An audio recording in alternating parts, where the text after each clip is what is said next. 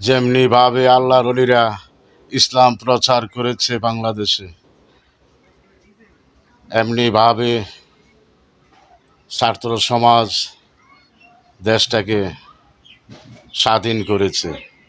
এই দেশ থেকে স্বৈরাচারী শেখ হাসিনাকে বিদায় করে দিয়েছে চিরতরে।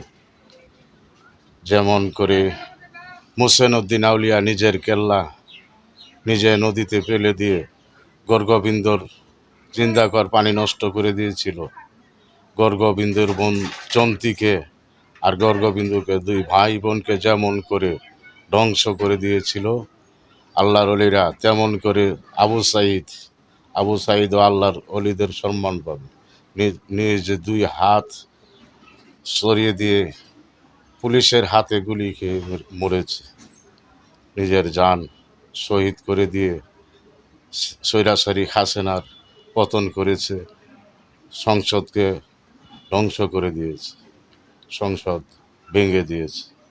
এই যারা শহীদ হয়েছে আন্দোলনে, সবাই শহীদের আল্লাহর ওলিদের মতো শহীদের মর্যাদা পাবে।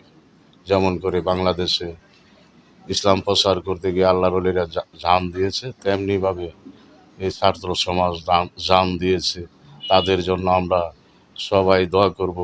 কিয়ামত পর্যন্ত যারা দুনিয়াতে আসা যাওয়া করে তাদের জন্য দোয়া করা হবে। আসসালামু আলাইকুম।